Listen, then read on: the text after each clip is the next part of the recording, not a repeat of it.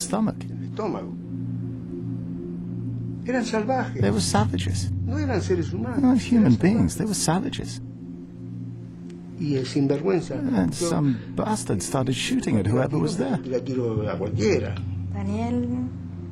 Daniel was wearing a Boca Juniors shirt. On the front it said, "I was born a Boca fan and will die a Boca fan." And one of the knife wounds that killed him was right in the middle of that slogan.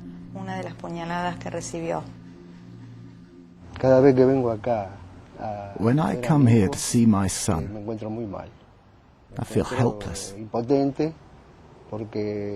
The murderer was never found. Nothing was done to find him. Instead, with violence so widespread, the power of the hooligans, the Barras Bravas, at Boca and other clubs, has risen. The Barra Brava was the group that cheered their team everywhere. And it became... I'd like to avoid calling it the armed group. It turned into the pressure group of a club. Lito Pintos was once a Barra Brava. As a member of La Doce, the Boca hooligans, he met Diego Maradona, the star player. I'll give you an example of the power the hooligans have. One night, the hardcore Boca supporters forced the coach to give Maradona the ball and to make him captain with immediate effect. And Maradona became captain. Everybody passed the ball to him, Boca won the match, and went straight to the championship. Lito and Diego are still friends. Even through Maradona's most controversial times. After the footballer's expulsion from the 1994 World Cup, Lito is filmed with him as he fires an air rifle at journalists.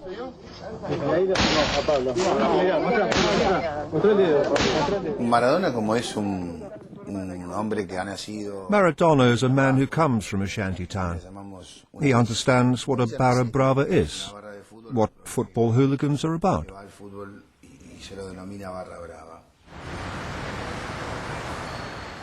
And belonging to La Doce gives people like Lito the chance to move up the social ladder.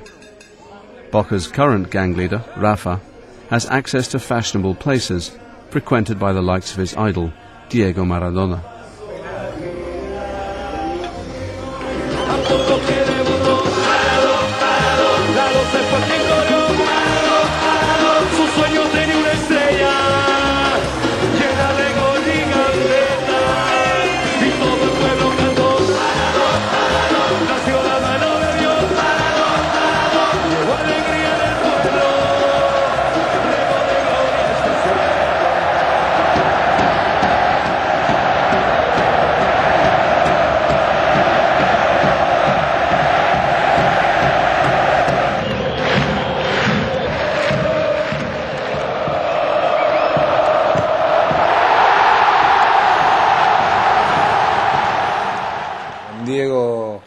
We were with Diego the day before his farewell game. We told him we had a surprise for him. He wanted to know what. But we said, "You'll see at the match."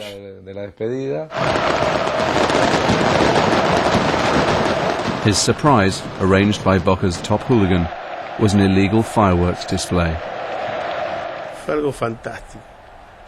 It was fantastic. I'll be eternally grateful to Rafa. I thank everyone in the name of Rafa.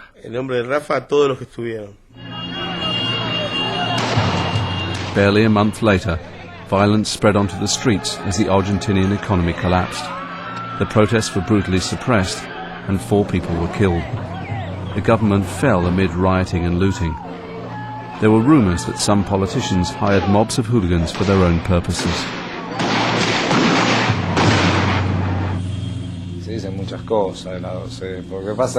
A lot is said about La Doce. It's easy to blame football supporters. I don't deny some people might go, but it's not an organized group of hooligans. Obviously, politics and football go hand in hand. because politicians get themselves involved with football.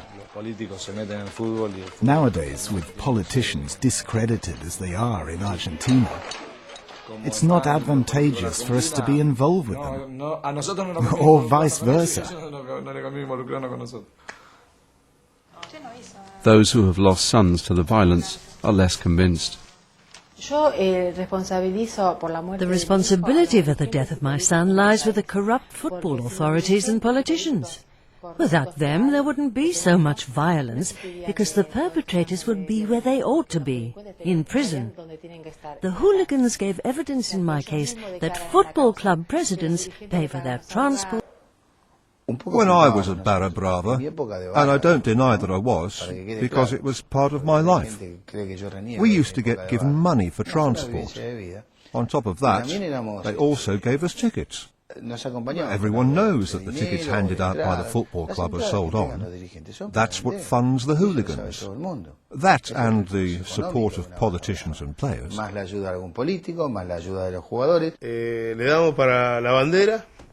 When I was a player, we used to collect money to give to the supporters for banners and wine.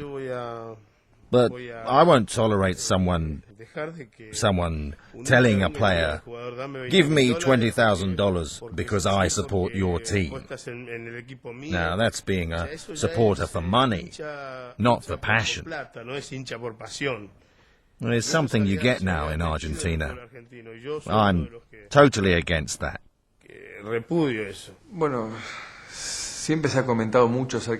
There's always been speculation about the relationship between football club presidents and hooligans.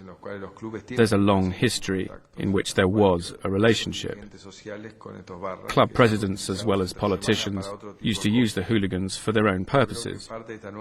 But part of our new politics is to stop any contact with these sorts of people who base their power on violence.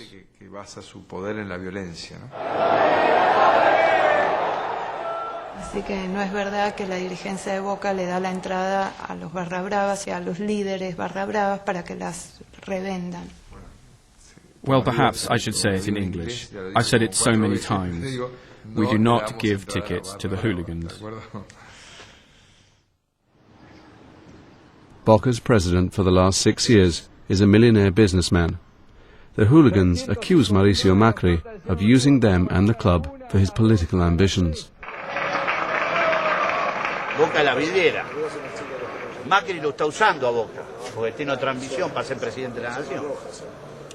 Si Macri salía así chiquito, no lo conocía nadie Macri, así chiquito, era un empresario, pero así.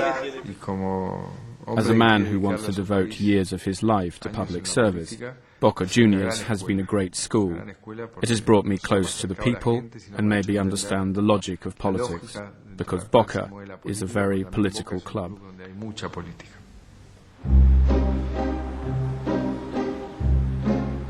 In Italy, the link between politics and the football hooligans has a darker side. When you go around Rome, I think something that would shock people who haven't been here is how much extremist graffiti there is. But the curious thing about all this is that 80% of the time, to put a rough figure on it, those right-wing symbols are coming in football context. Like you see a piece of graffiti about Roma or about Lazio, and it'll be accompanied by the Celtic cross or by the swastika.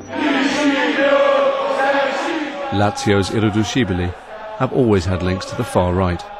Italy's hooligan groups were heavily influenced by the war between left and right-wing terrorists in the 70s and 80s. You had groups like Milan, Bologna, Firenze, which belonged to the left-wing movement, and groups like Verona, Inter, Lazio, which belonged to the right-wing movement.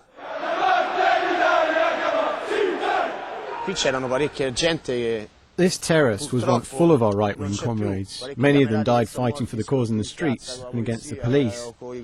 Every Sunday you'd see them here on the North Terrace. They'd have their faces covered with scarves, supporting Lazio. Some still come to the game. I guess they're lucky to have found in us a new generation willing to carry on the work. Given that history, the game between Atalanta and Lazio is a high-risk